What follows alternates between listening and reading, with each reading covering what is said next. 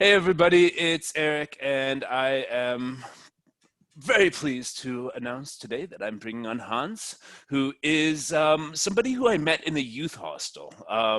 Well, hostel is what they call them these days, in Kiev, and I believe the year was 2011. And Correct. he was definitely a very interesting character. And basically, we kept in touch over Facebook. And basically, the whole thing is I like doing these catch-ups with people on my Facebook because, well, trying to have meaningful conversations on Facebook comments is about as fruitful as smoking crack to find long-term happiness. So that's the philosophy. So Hans is a really interesting character. He's got a significant online presence, and he talks a lot about seduction.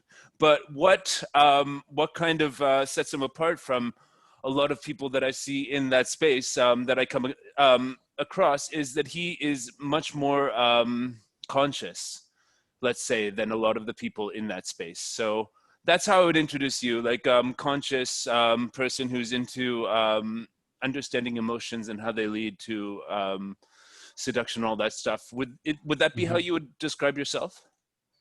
Well, yeah, I would certainly like. I really make a stand for seduction, and I know it has a bad connotation, but that's part of like why I do what I do is reclaim the beauty and the pivotal part that seduction plays in the way we relate. You know, I'm massively interested in relationships and what makes a quality relationship, and to me, seduction really is the missing ingredient in many failing relationships, or at least the secret ingredient to many thriving relationships. And yeah, I'm exploring that art of seduction. And yeah, part of that is reclaim it and fight that negative connotation in a Yeah, way. because the whole community, I mean, from my experience, the whole community sort of has a sleazy vibe, basically. And Yeah. it's because, and I do actually end up meeting lots of these guys who are into that because I do have the most popular video online about Serbian women with over Mhm. 750,000 views. And basically I get tired hanging out with a lot of these guys because they only talk about one thing, and Mm. they don't really talk about it in a holistic way that takes into account the emotions. It's kind of superficial. It's kind of like goal Mhm. oriented, results oriented, and Yes. and they're looking for a cheap thrill, which I don't really see satisfying them deeply as Mhm. human beings. Whereas when I look at your stuff, you talk a lot about authenticity, honoring Yes. people, honoring yourself, and understanding your emotions, and going Mhm. deep inside of other people, and in more ways than one. Yes. And so, why don't you tell me a little bit more about the journey that led to you being this guy who approaches love from this angle? Huh. Well, I have many past lives, and one of them I was a academic. I was schooled academically in philosophy, working with Bruno Latour for the beginning of the century, and we were. I'm telling the story that it like is almost like you see a red thread, but this is of course afterwards because I never thought I would end up where I'm right now. But I was working with Bruno Latour on the way we learn in a way, and fighting the classical school system or teaching system, which is top down from an expert to a layman, meaning someone who knows teaches to someone who doesn't know. And basically our school system is that, and we repeat and we learn by heart, and it's actually the worst system for someone to learn. And so we try to develop new ways of gatherings that would enable people to learn more. And what we found is that people are not, they don't gather around knowledge, but they gather around questions. And so someone will learn a lot more if they're just gathering with people who are equally interested or curious about a subject. And so um, that was my philosophy background. And then I quickly saw that love or relationships is our number one concern. When you go to Brazil or Japan or Serbia, it's the thing that people gather around. They are interested in it, you know, and they want to know more. And so then I met Zan, and we became business partners, and we explored, yeah, ways of relating and love and relationships and men and women. And to my, yeah, big surprise, it's something like relationships, which is the number one predictor of our happiness and health, we put so little effort in it, in the sense of like, we don't apply a work ethic to our relationships. You know, we go 8 hours working to earn some money, work for someone, you know, who yeah, we don't really care about, and just for the money. And but that same work ethic we don't apply to our relationships. We don't get educated in it. Our parents tell us very little. There's no part in school that talks about relationships, you know, and it's essential. And so in the past decade, 12 years, I really try to understand what it means to have a quality relationship, you know, be it romantic, but also with your family, with your brothers, with your community. You know, what constitutes a quality relationship. And so part of that is my relationships to women, you know, because I'm fascinated by them. I love them. You know, I'm also not I'm not an angel. You know, I spend my time running after skirts also, you know, but I'm endlessly fascinated by it, you know, and certainly like the tension between, say, desire, what do I really want, and the honor part, which is huge to me, you know, who I want to be for the women in my life. How do I want to show up for my sisters, my family, my brothers, my community, you know, and that tension, that's an endlessly fascinating exploration for me. And I still do it. And with time, guys we made a community, and so we exchange ideas and we keep exploring. And right now I'm just exploring very much the idea of like a strong commitment versus adventure. And can we have 100% in relationships, or is there a trade-off there? So it just keeps going. And I never get tired of it. I love it. I love talking about it, obviously. And I write about it and share with people. And do you ever think about how we evolved to this point of where we are today in terms of relationships between men and women? Because I find it really, really interesting to note certain facts of life that actually lots of our grandparents or great-grandparents or great-great-grandparents were actually pretty much parts of traditional societies where they were marrying, not blatantly like an arranged marriage, but something where the family would weigh in quite a bit on who you would marry. If not, like, especially like, okay, I've got some roots which are aristocrats from the Austro-Hungarian Empire, and definitely they were very much about marrying the right people. Whereas then I feel in the second half of the 20th century, it became love suddenly became something very individualistic, where it was all about satisfying it was all about satisfying your whims, and you know, it was all about your heart, your ego, your sort of desire to have another person and get pleasure from that and get love and security from that, and became individualistic. And you yourself talk about going into societies that still actually have a little bit more of a traditionalist sort of way of looking at love, where the family still is very important in the society. It is a more traditionalist, collectivistic society rather than the individualist sort of Westernism that we're all used to from growing up in Western Europe or North America. And so what's wrong with Western women and what's right with, let's say, Eastern European or Asian or Latin American, whatever women you recommend? Because I've heard you recommend that guys explore those places to see if they could find a better match for them. So what's wrong with the individualist Western attitude towards love that we encounter in the 21st century? And how have you moved past that? Well, to me, nothing is wrong with the women. And nothing is wrong per se with individualism. The trouble is it's not countered with a sense of community, you know. And there's a great book by Scott Peck. It's called Different Drummer, and it's about community. And so the individualism is great, you know, but because it gives us so much freedom, you know, to choose. And in that sense, also on the bad side, you know, love has become a commodity where we are like, buy it almost, in a sense, like I want this, like we choose our coffee, you know? And a series of unfulfilling one night stands and so on and so forth. Yes. And because it's very interesting that I read a study where they compared arranged marriages with the marriages that we have, and not only do they last longer, arranged marriages, but the people are also happier. So there's something there that we have lost with our freedom. We no longer have the freedom that comes with a real commitment, meaning the alternative is no longer an option. You don't have to think about it. Now we keep having these options. We could always get out. We always have a different option. And so that comes with great freedom, but great responsibility and a great burden also.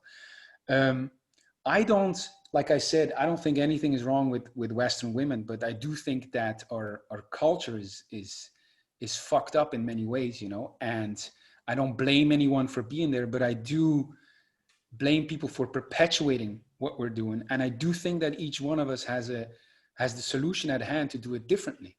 What I'm very attracted to when for example, I'm in Romania now, what I'm very attracted to that is here and that I missed in the West, I would say this: what I saw more in the West is that women have way more, again, it's not their fault, but they have way more a sense of entitlement. Meaning, because I'm a woman, I'm entitled to success in romance, and it is the man's job to give it to me. And so you see a lot of guys dating women. It's like they do a job interview for the role of boyfriend, and it's like its own. When I came here, I felt a lot more welcome as I am. I didn't have to change or improve or whatever. And I felt I met a lot more women that are willing to play along. There's this game of seduction, getting to know each other, the dance that is seduction. And they're much more willing to play. It's not like, it's like in the West, when you go and invite a woman to dance, it's like, oh, there's an argument there. like I have to convince her to dance. Whereas here, you invite a woman to dance, and of course we'll dance. And sometimes you're good together and sometimes you're not. And it's just, that a less sense of entitlement is the best way I could describe it. And again, not blaming women in the West, it's just, and I'm good with them, I'm better with them than most men I knew, but nothing changed my way of looking at women and seduction and my success as moving to places where I was already welcome as I am, and if I really stand by it, if Western men, say where I'm from, Belgium or the United States, if they would experience the dating life in, say, Eastern Europe or in Latin America or in Asia,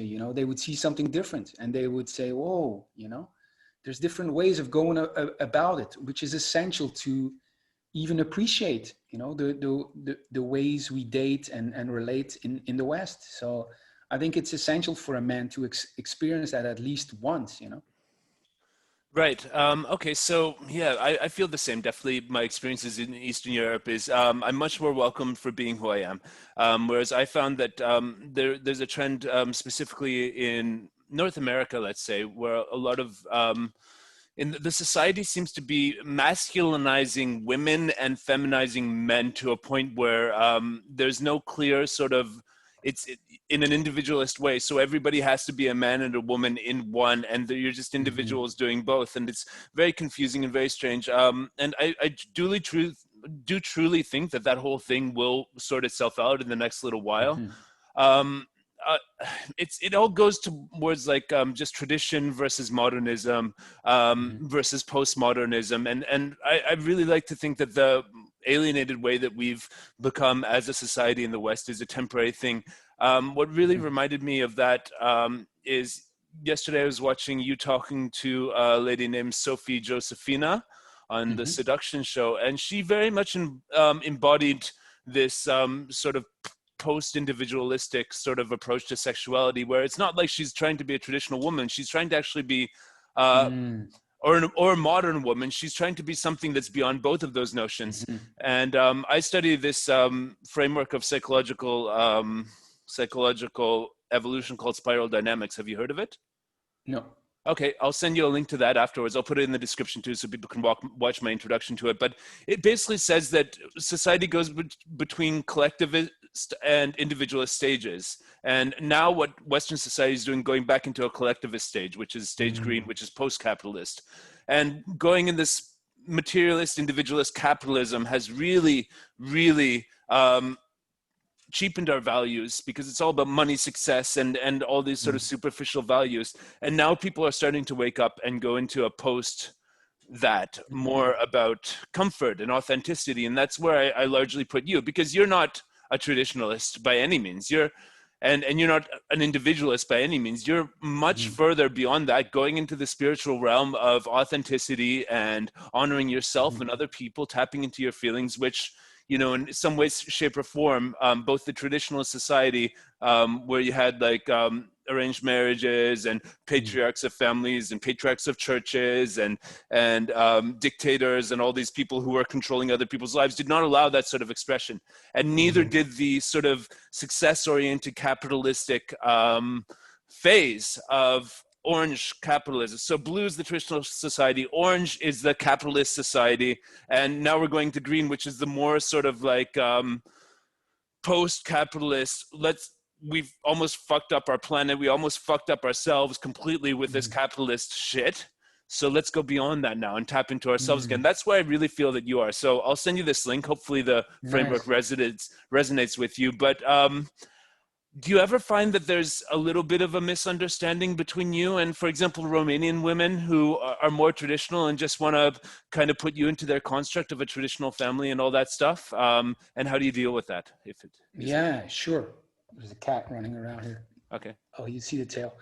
No, for sure. You know, it's like the woman I just said goodbye to is she's my best friend now, and we were together for a year. And yeah, she had the same traditional desires of starting a family, and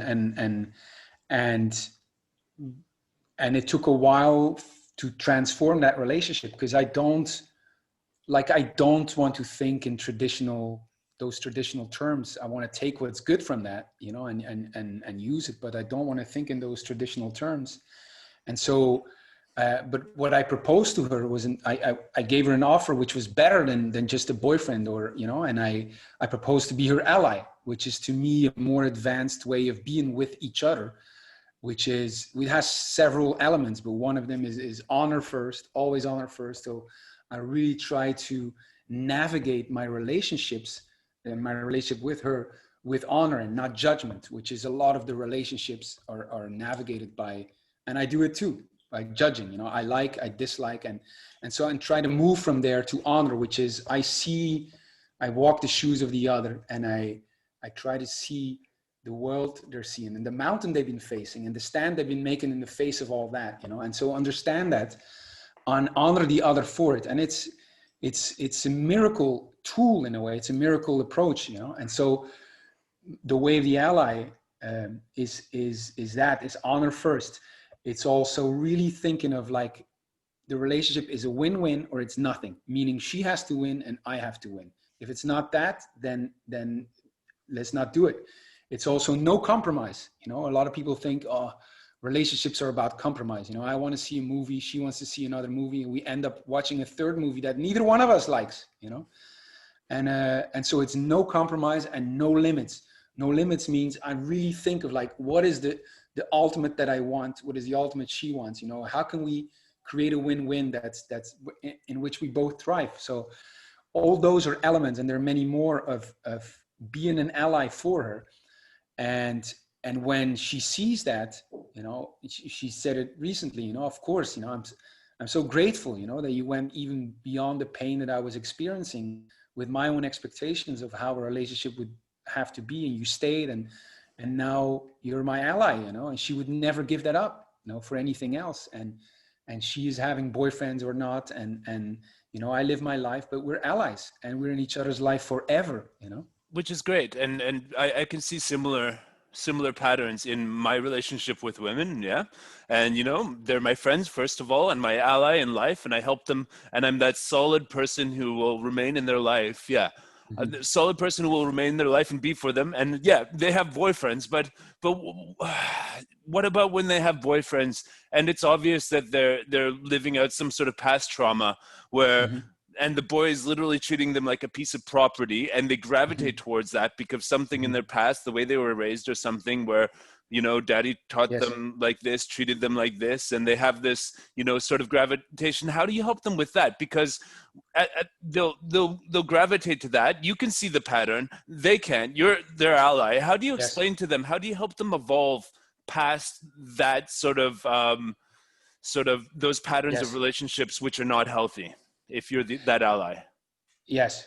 Well, part of it is that you call the other out on their bullshit, but that is a very, like, this is hard to put in principle, because like the law, this develops case by case, and if I think of Maria, for example, then there's specific ways where I will check if she's ready to hear what I have to say, or Yeah. if it's so, but that's for me to gauge, at any given point. But part of that is calling the other out on their bullshit. I have her highest good in part of my intentions, and I'll speak to that. And if at some point that means that I think it's time for her to make her own mistakes, make her own fuck ups, then I'll let that happen. Or if I think, okay, she's ready to hear this and I need to say it, then I'll say that. But that's a very specific question that really depends the moment to moment. But it's a good question, because this is where I see the ally as being more than the friend. The friend, if you're two guy friends and one says, how's it with your girlfriend? Not so good. And you have a beer and you let the other be that way. But we don't allow each other to play small, like it's like we said, it's no limit. So if I see that she plays small and she's not acting in accordance to what I know are her values and what is important to her, I will call her out on her, and then there's a specific managerial question of how I bring that, and if I bring that, and when I bring that. But yeah, that's a very moment to moment kind of thing. But Does all that of make us sense? have it makes perfect sense. But all of us, I'm sure even you and I, have stuff inside of us, unconscious patterns that we do not yet understand, that act Yes. counter to our desires, our values, and our sort of plans for Yes. what we actually profess that we want most in life. And yeah, it's like often I see women that I love in relationships that somehow they want, but Mm-hmm. then they are getting hurt in, and Yes. I see behaviors, and it's a lower level of consciousness, a higher level of unconscious patterns and stuff like that. And it's one of the hardest things of being that type of guy Yes. that you're describing. I think we're very similar in that sense, is watching that happen to Yes. Because it pains you, it hurts you, yeah, yeah. But when I'm, like, very specifically, and it's maybe something very practical for anyone listening, is when I'm in that situation and I'm in doubt of how I could bring it as an ally, I would exactly say this is like, I would bring only my experience. I would say, I would come with honor first, who you are for me and who I am for you. I'm your ally. And then I would say, and I've noticed something, and when I see you doing this and this, it hurts me. I really think, damn, and I don't know how to bring it to you, but we're allies. And so we've committed to openness. And so I am bringing it, but I really don't know how to do it, So I would, when in doubt, I just share my own felt experience. And I trust that within our alliance, this will be accepted, and I will do this when in doubt. When in doubt, I only share my own felt experience about it. So I don't make judgments. I don't assume. I just speak about, because I can feel you're thinking about very specific situations and it pains you. You like, damn, So, and I would bring that to her. And that's usually a very a good starting point to have these discussions. Even words like honor, though, and judgment, the language that you use to describe these things mean different things to different people. I mean, honor Yes. in some traditional societies would mean not having sex before marriage, and not spending time with a woman alone that you're not in a serious relationship with, and all that Yes. sort of stuff. How do you, like? And judgment means like either like your personal thing of whether you like or don't like something, or it could mean a societal sort of dogmatic framework of morality that you've accepted from Mm-hmm. the people around you. And Yeah. it's like it really words can not often precisely describe these types of relationships that I think that you're having with women, but it's all about the emotions, isn't it? It's all about the feeling and the subcommunication of understanding and harmony that you're trying to make, isn't it? More than it is, like, you use words like honor to describe it because it's the best way. Those are the best words you found to do it, but it's really Well, not about that. It's not about the words, is it? no, I would say it is about the words, and like with my friend now, Michael Sky, he developed like real human technologies, and to me, honor or honoring and judgments have very specific. They come out very specifically. For example, when I talk with Michael, we always have first an honoring conversation, which means I say to him who he is for me, and when I say who he is for me, I really look uh, I walk his shoes, I see the mountain he's been facing, the trouble and the stand that he's been making. For example, he's trying to bring his family together, so I speak to that. Or when like a couple of weeks ago, I honored my father, and I told him in an honoring conversation who he has been for me and who I am for him, meaning how I want to show up for him, the man I want to be. And so it's a very specific way. And it's the same with judgments. We have Michael developed this too. We have an honor window, which has very specific phrases to understand how we have been judging the other. And then through a logical step-by-step process, change those judgments to honor. And so it's very specific, very particular practices. And because I always thought about honor, but it was very conceptual in a way, and now I feel I have real specific tools that make things very clear. With Maria, I tell her, whenever we're in trouble, I say, who you are for me, and then I say who I am for you. And it's a very specific practice. So yeah, it is like you said, it is, the words mean different things to different people. But in my relationships, and when I propose and commit to being an ally, the other knows what it means for me to, when I talk about honor, when I talk about judgment, Interesting. Yeah. Okay. So how does that translate into leadership in a relationship? How do you lead in a Yes. relationship, and what kind of leadership do you want from a woman in the relationship? Because there's all sorts of stuff where men can become disengaged and push women away. There's also Yes. stuff where women can become passive aggressive and refuse to express their Yes. feelings. And there's all sorts of stuff. Like, beyond the honor, but in terms of leadership, where do you view your role as a man? Where do you view the woman's role in leading the relationship? Because I'm pretty sure that both the feminine and masculine energies have a certain leadership that are natural to them. And so tell me about Yes. that. Well, to me, I plant a flag for the fact that the masculine leads. It's like a dance to me.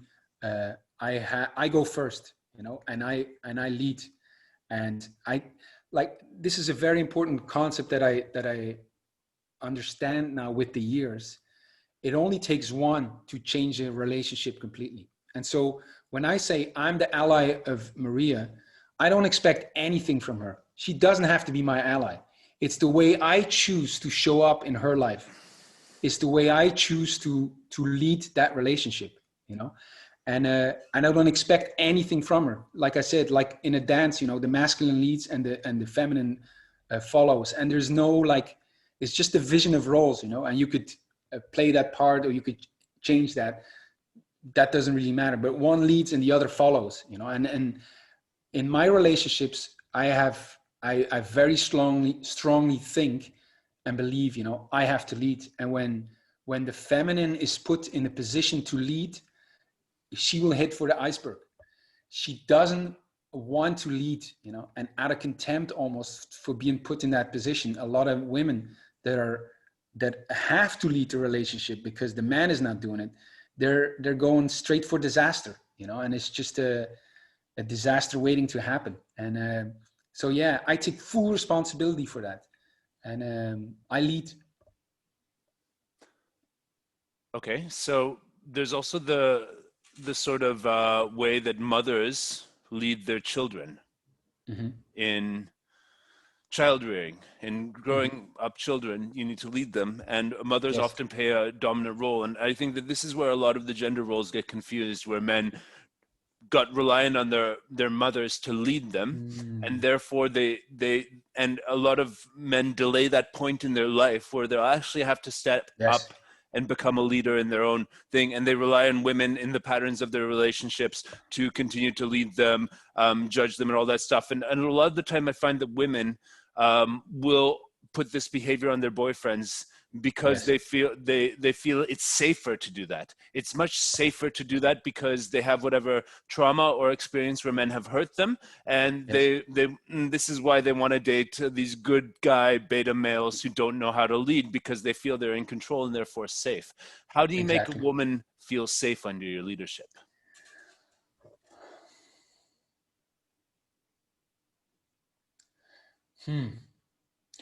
I mean, it's really good that you say that, you know, because I really believe that leadership, when if I have to summarize what it means to be a man and be a man who's great with women, I would always say leadership, you know. And first is to lead yourself, which means take 100% responsibility for your life, meaning whatever happens, you take responsibility, and then you'll be ready to lead the relationship, you know. And that you have to like also take 100%. You're the one to lead, you know. And that's where most men have dropped the ball, you know. They don't know how to lead a relationship.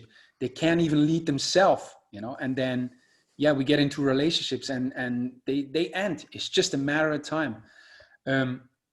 How do you have a woman trust? By being that guy, you know. I like, by taking that full responsibility. I know that you've taken that responsibility. Know that you make no excuses, you know.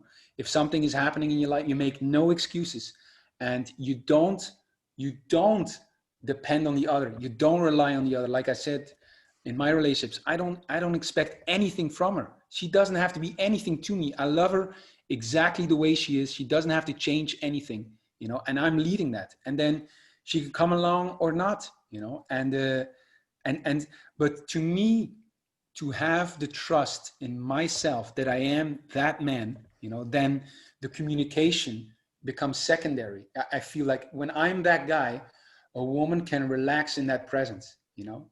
It's Johnny, my friend, said the most sexy phrase you could tell to your woman is, baby, I got it, don't worry, you know.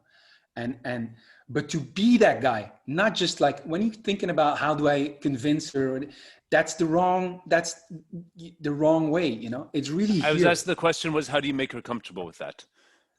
Okay, Not by not how do being I that guy. convince her to accept that. Yeah. Right. Yeah. By being that guy, by and knowing that you are that guy, you know. And then they relax in that presence, you know. I agree. Women want lead, they crave leadership. I somewhat controversial, I would say a woman wants to find a man. The deepest desire of a woman is to find a man she can trust enough to surrender to, you know. They realize, she goes, whew. Okay, that takes me to another thing that I had on my list, and the things I wanted to ask you about is like, okay, so you find that woman who wants the guy like you, and you are a leader in the relationship. You sweep her off her feet, take her on adventures, give her great emotional understanding, great sex, and everything's going well. She's ready to submit and surrender herself to you. And then you tell her, I want to have an open relationship. How does that work? Mm-hmm. How does that work? I mean, how would that work? Yes. Because this is something that I find does come up in my life, and there's that they want commitment, and Yes. it's as that guy who I am, it's like, well, part of me is always like, I'm so strong in myself that Yes. I don't need like to have her, you know. I don't expect Yes. anything from her, so you know, like this, and I'm so used to being like my own man and being strong Yes. in myself, leading myself in my own life. I'm building my empire, you know, getting more successful, Yes. and anytime that those sorts of feelings come in at this point in my life, until now, I've kind of been like, Yes. So how would you deal with the if you aren't a man who wants to commit right now to one woman and all that stuff, Yes. but you've got those qualities that make women go crazy and Yes. want to submit yourself? How do you deal with that? How would you explain it to them? Is there a point that you can imagine at one point you would actually settle down with one woman, or how does it work for you? I'm very open to that. You know, to me, years and years, I first slipped kind of into relationships because I didn't have the tools to, you know, I felt her expectations, but I didn't know how to deal with it. And so I wanted to have my adventure, and I wanted to show up powerful for a woman, you know, and I like, but I thought, okay, if I commit to her, I lose my freedom. If I continue to be the bachelor, I'll lose this girl, you know. And then because she had these expectations, I kind of slipped into a relationship without really making a choice. And everybody loses in that. She loses because she can feel I'm not 100% committed, and I lose because I feel I give up some of my freedom. And then with time, I decided, no, this is not what I want. And I started speaking to him, and I said, no, I will not be your boyfriend. I do not promise, assume, or expect sexual exclusivity from you, or, you know. And so for years, I just said no to women until I had a girlfriend, and much younger than me. And she said, well, why would you say that from the beginning? It seems like you're not open to all possibilities. And she was right. I was protecting myself to be able to say, I told you so, when, you know, if shit would hit the fan. And I realized I had to come up with an alternative, not just say no to women, but come up with an alternative that she could say yes to, you know. And so in the past 2 decades, that's what I've been like exploring. And that's why I feel like now with the Way of the Ally, I came up with an offer that is way more committed than she could think of as the boyfriend. My commitment to that relationship, like with Maria, is way higher than that of a traditional boyfriend. I'm committed to make this work for the rest of her life. The alternative is no longer an option. So that commitment is 100%, and it's a different commitment than the boyfriend or the husband even, which is in many ways a lower commitment, because they're not really there. They kind of like compromise into it, you know. And if you're fully committing to your woman, more power to you. You know, I'm fully for that. But so how do I deal with that? I come up with an offer that's even more commitment than what she was thinking that she wants from me when she's thinking of the boyfriend. And so I no longer just say no. You know, I have a counter offer in a way that if she's in her right mind, she can say no to. You know, I just was in Brazil and I met a woman just for 2 weeks. You know, but I show up in that way. You know, and we were lovers, but I reconnected her with her dreams, and I speak to that, you know, and I hold her accountable to that. And that's what we talk about. And in the short amount of time, we connected very profoundly, and she changed the direction of her life. And depending on her, we'll be in each other's life forever, you know? And so it's the way I deal with that is show them clearly that I will not be the traditional boyfriend, but I have an offer. I'll be your ally. And when they start understanding what that means, of course they say yes to that. So yeah, that's how I deal with that. Yeah, but then they'll eventually get in relationships with men, as we covered before. And I mean, where does it come if the man that they're with, well, you're the ally, wants to have sexual exclusivity with them, and I mean, Yes. how does that work? You're still there for them, even though they're in that, and they Yes. don't want to have sex with you during that time, and then maybe they'll break up with him, come back to you, and yeah, I, yeah, I mean, like I said, when I'm the ally, you know, the romantic part of a relationship that could come and go. That doesn't really matter to me. yeah, The I feel sexual the same. part Yeah, can yeah. come and go. It doesn't. I was invited a couple of years ago by my Italian ex-girlfriend, and I was invited to her wedding, you know. And so we were before boyfriend girlfriend, but that evolved into a friendship and allyship, you know. And she talked to her husband about me, and she has a family now.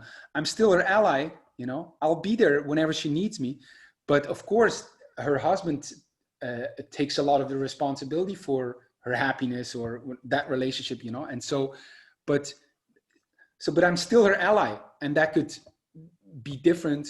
Maria, I see a lot of times because she doesn't have a boyfriend right now. Annalise, I don't see her often, you know, but we talk, and I'll be her ally forever. And he knows about me, you know, and what a great man, you know, because a lot of men don't have trouble accepting that, you know, and he sees the value of that, and we see eye to eye to that. And, you know, I'm still her ally, and I will never, you know, I have so much respect for the guy, you know, for the man. And so that works perfectly, you know, so. Do you ever envision yourself having children? How would that change things if you did? Have you I don't decided? know, but I don't know how it would change. But yeah, I'm not like, yeah, I could see myself with children, but I don't know, maybe not. It's not a like I want it now, but I'm not against it at all. Picasso also had his children when he was after his 50s, you know, and that's totally a possibility, you know. So, but right now, I feel very much that my work and what I do is so important, you know, and I want to give it my full attention. That's my real baby right now. I really love it. I feel the same, but my work is a little different than yours. My main thing right now is I'm running a company that helps people find remote work to live in Mm. places that inspire them. Since we've had most success in the IT support industry, I'm dealing Mm. with lots of men because most of the people who are applying and have built up considerable skill in that are men. We are hiring women as well for our business, but I'm focused on that. Also, being a musician, working with lots of men, Yeah, and great music you make. yeah, so I almost feel like I've focused on those two things in my life. Now, the musician thing is really good for musician. I'm asking you for some personal advice here, actually, if I may. Yeah, so the musician thing, the business takes up a lot of my time. It's mostly dealing with men. The musician thing, when I play gigs, I meet women, and that's great because immediately they already, if I play a gig or they've found my music online and see my videos and stuff, same with YouTube as well, they know who I am and they're attracted to that. So I don't have to go and cold sell myself to women. And I really like meeting women that way. And I have some relationships in my life where I am that ally figure that you have specified, where women, you know, they'll tell me everything.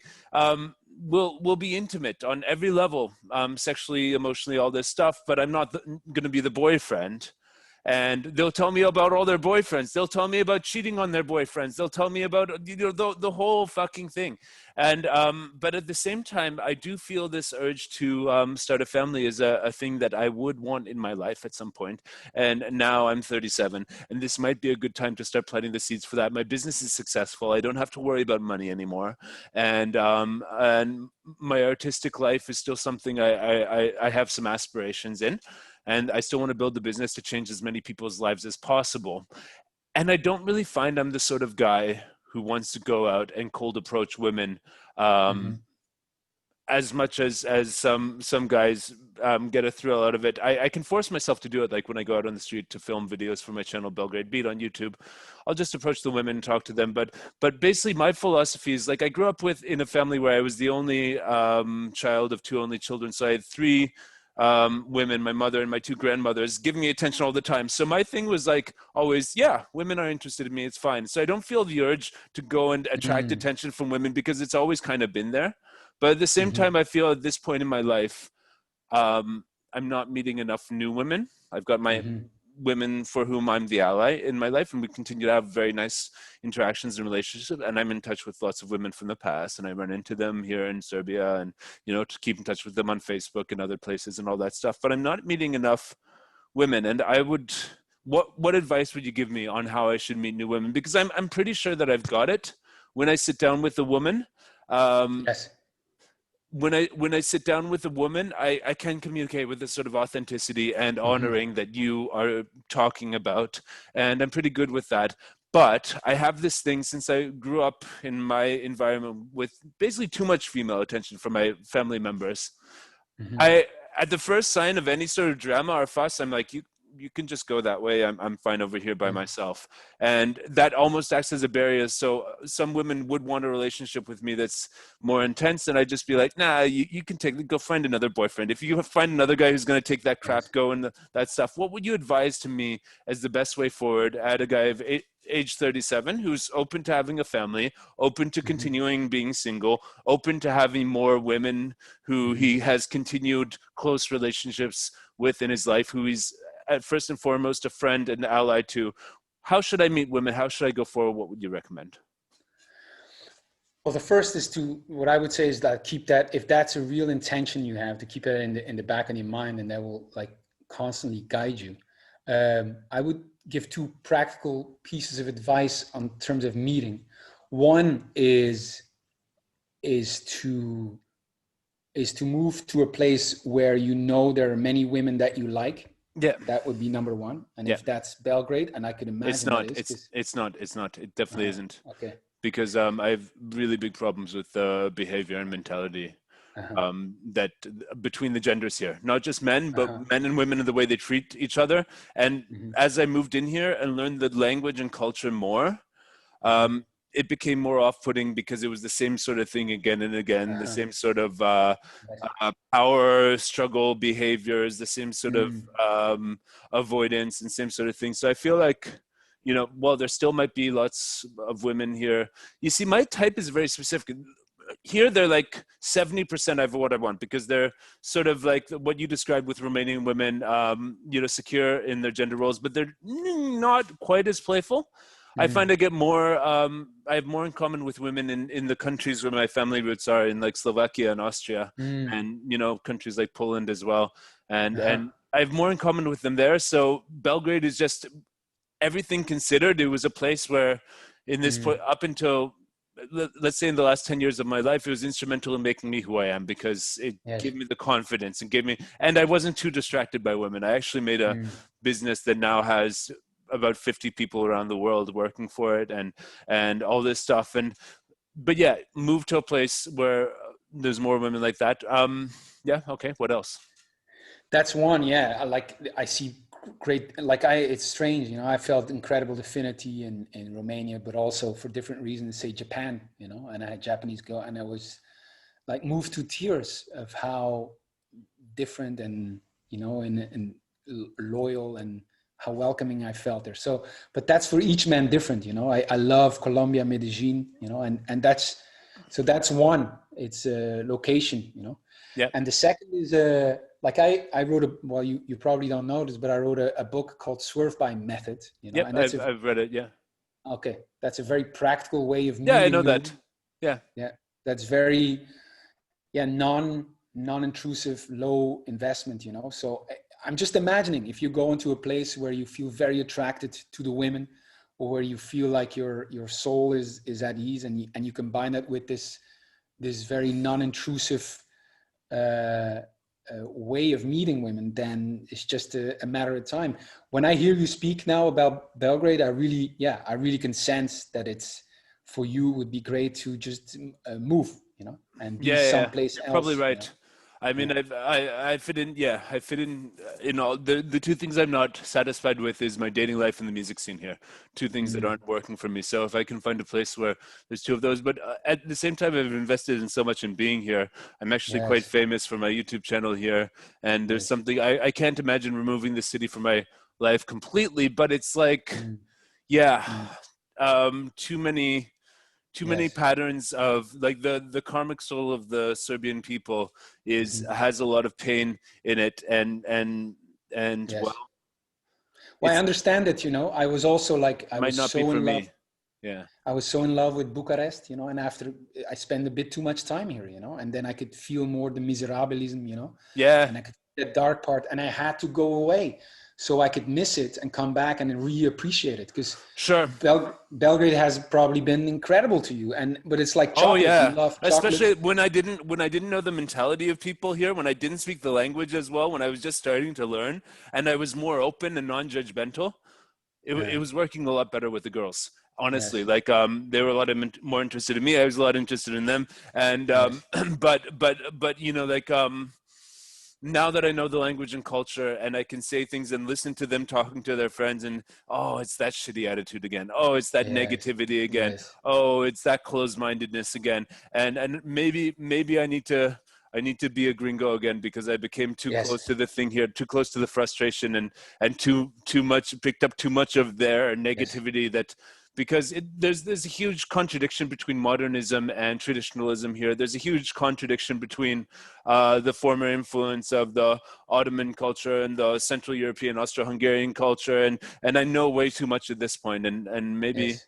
maybe I need Well, to go it's somewhere like with else. any relationship, you know, with time, or like we lose that luster and that being seduced by it, and our judgment walls come up. You know, we start judging, and like you're judging the other in a relationship, you could start judging the city. You know, and then I could see for me, you know, I'm always the prisoner of my own judgments because it keeps me from loving. You know, and if I, it's like chocolate. I love chocolate, but if I keep eating it, I'm going to start hating it. So I have to stop eating it. You know, I have to, if I want to continue and if I want to keep that love, I better not eat it for a while. And so I think it's the same. Like I went away and I come back now to Bucharest and I love it again. You know, I really can see the beauty of it. And yeah, it's part of it. We should talk as like more cause about your work, because we have this new project community is called Secret Kingdoms, and it's that, you know, it's trying to find or trying to experience different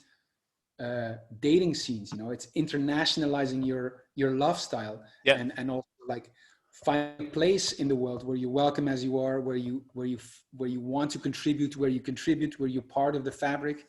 You know, that's an alternative for when the shit hits the fan, when you can't be successful dating, or when you're tired of it. You know, to have a plan B. And yeah, I'm very interested in what you do and how you help men on the work side, because that's one of the Well, mostly what obstacles. we're doing is finding them jobs, essentially. But I Uh-huh. actually have a project that is going to be a slow burn project, but it is going to be more focused around dating, using the same thing. Because Mm, what we're doing is we're finding the best IT technicians in the world who want to work remotely uh-huh. from, you know, Africa, Asia, Eastern Europe, Latin America, for example, and we're pairing them up with companies. And the way that we started doing that is by showing videos of the guys who are available to the companies who are hiring.